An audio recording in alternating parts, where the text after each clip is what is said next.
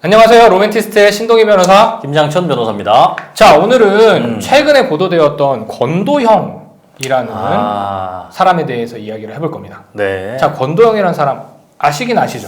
많이 들어봤죠. 코인 할 때 그때 한참 좀 됐죠. 그쵸. 코인이 막 상승했다가 갑자기 막 폭락을 해가지고 피해자가 어마어마하게 발생했다. 맞습니다. 저희가 이 권도형이라는 사람이 체포될 당시에는 이 사기로 체포된 건 아니었어요. 그런데 이제 체포된 이후에 수사를 받아야 하는 사항이 있습니다. 그 수사를 받아야 하는 사항이 바로 그 코인 발행과 그런 코인 가격 폭락과 관련된 그 사기 혐의가 있는지에 대해서 수사를 받아야 하는데요. 네. 이 수사를 받기 전에 그 전 단계에 지금 논점이 막혀 있습니다. 뭐냐? 자, 제가 말씀드렸죠. 지금 몬테네그로에 수용돼 있어요. 네. 근데 이 사람이 이 사기와 관련된 수사를 받으려고 이제 그 특정 나라로 송환이 돼야 돼요. 왜냐면 몬테네그로는 이 권도형에 대한 사기 혐의를 수사할 수는 없거든요. 그러면 당연히 첫 번째 떠오르는 건 뭡니까? 우리는 우리나라죠. 속인주의잖아요. 그렇죠. 그렇기 때문에 우리나라에서 송환하는 게 맞겠다라고 네네. 생각할 수 있어요. 그런데 지금 문제가 뭐냐면 미국에서도 권도형을 송환 요청하고 있다는 거예요. 미국은 권도형의 범죄가 자국민에게 피해를 입힌 상태이기 때문에 우리도 관할권이 있다.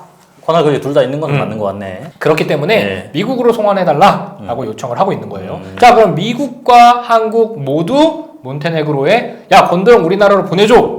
이렇게 하고 있습니다. 그러면 어디로 가게 될까? 우리도 이제 관심이 그렇죠. 기울여지잖아요. 정확히 알려진 바는 없지만 권도형은 한국으로 오고 싶어 하고 있는 것 같아요.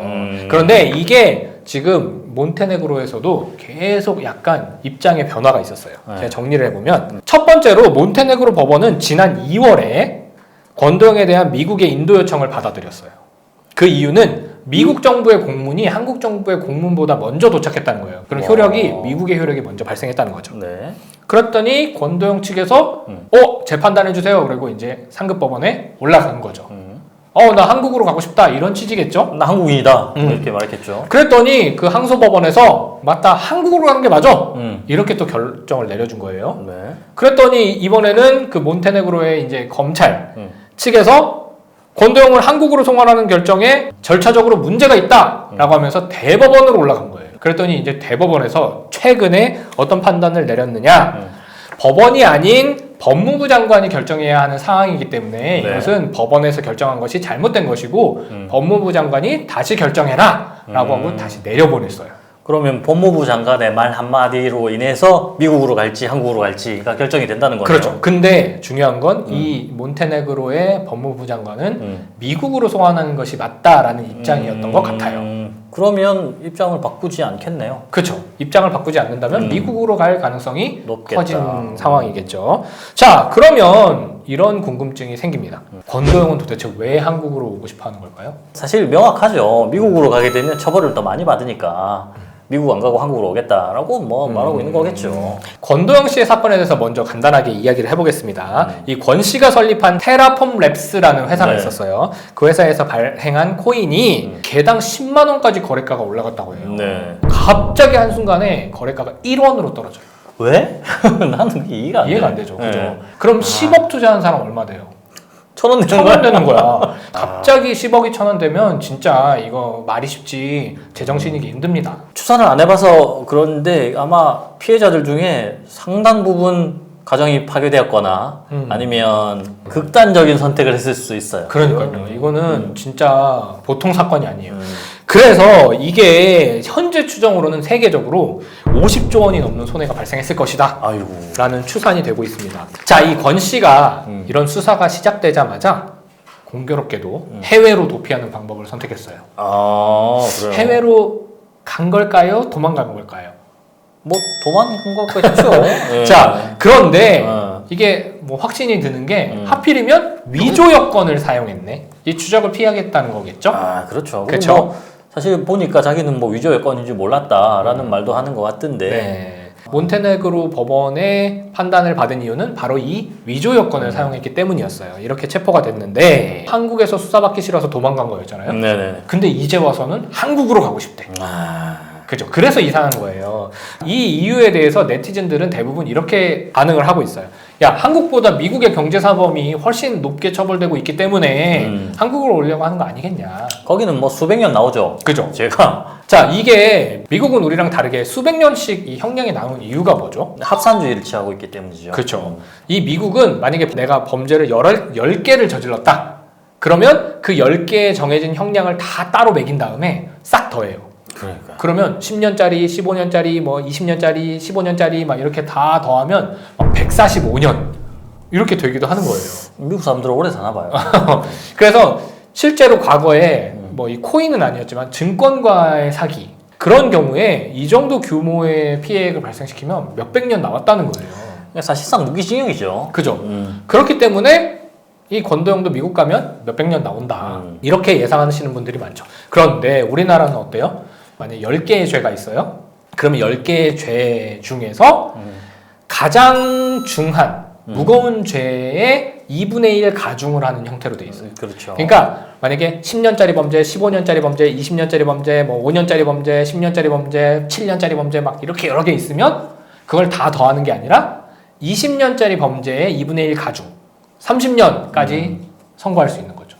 자, 그러면 우리나라는 가장 중한 형이 징역형을 기준으로 30년이잖아요. 네네. 그죠? 그럼 30년에 2분의 1 가중하면 45년. 그리고 중간에 가석방 많이 되죠. 그죠. 그래서 이 권도형에게 적용할 수 있는 특정 경제범죄 가중처벌에 관한 사기 50억 이상의 이득액일 때 무기징역 또는 뭐 최대 30년까지 징역을 선고할 수 있단 말이에요. 네. 물론 무기징역을 선택하면 뭐 미국과 같은 그렇죠. 형태지만 실질적으로 이 특경법 위반으로 무기징역이 선고된 경우가 없어요. 거의 잘 그죠. 없죠. 예. 그렇기 때문에 징역형이 선고된다면 최대 45년이다. 그럼 미국의 뭐 몇백 년하고 비교할 게 안 되죠. 아, 그렇죠. 그리고 어찌됐든 재판을 치르다 보면 뭐 무죄도 다투겠지만 유죄가 인정될 경우를 대비해서 피해자들하고 합의를 할 텐데 피해 규모가 미국이 훨씬 클 거 아닙니까? 그렇죠. 지금 알려진 바로는 대한민국 내 피해자들의 추정 피해액이 약 3천억 정도라고 해요. 3천억. 그러면 지금 피해액이 전 세계적으로 50조 정도 된다고 했잖아요.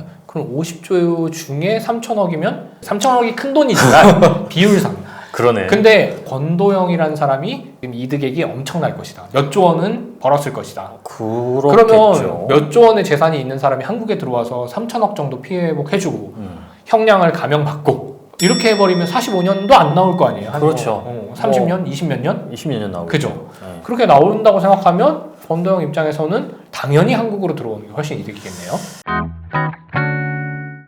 이제 조만간 권도형 씨에 대한 송환이 어느 나라로 이루어질지에 대한 결론이 나올 겁니다. 대한민국 사람에 대한 사법 처리가 한국이 아니라 미국에서 이루어지기를 바란다. 라는 의견이 많다는 것도 참 아이러니한 그렇죠. 것 같아요. 원래 우리나라 사람은 우리나라 법에 의해서 처벌을 받는 게 맞는데 사실 이 사건 같은 경우에는 피해자나 피해 규모가 우리나라 자국보다는 해외가 더 큰 사건이잖아요. 그렇죠. 그래서 조금 예외적인 사안이라고 볼 수도 있을 것 같아요.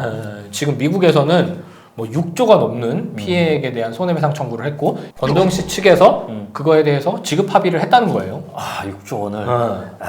그렇기 때문에 대단합니다. 미국에 피해자들이 훨씬 많이 있다라는 추측도 해볼 수 있겠죠. 결국에는 경제사범은 피해자들에 대한 피해 회복이 가장 추가되는 것이 맞으니까요. 그러면 그것에 따라서 어느 나라에서 처벌을 받아야 되는지 어느 나라에서 조사가 이루어져야 되는지가 결정이 되었으면 좋겠네요. 네.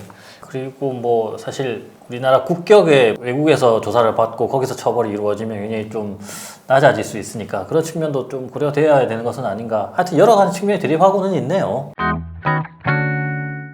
이러한 상황에서 뭐 한국으로 송환되어야 한다, 미국으로 송환되는 것이 맞다라는 의견이 대립하고 있는데 저는 지금 이 영상을 보고 계시는 저희 시청자분들도 어떤 생각을 가지고 계신지 굉장히 궁금하거든요. 댓글로 의견 남겨주시면 저희도 한번 참고해서 저희 의견을 정립해보는 것도 나쁘지 않을 것 같아요. 네. 조만간 미국으로 갈지 한국으로 갈지 결정이 날 텐데요. 그 이후에 어떤 판단이 내려지는지도 저희가 지켜보고 다시 영상을 제작해봤으면 좋겠네요. 네. 오늘은 여기까지 말씀 나누겠습니다. 감사합니다. 감사합니다.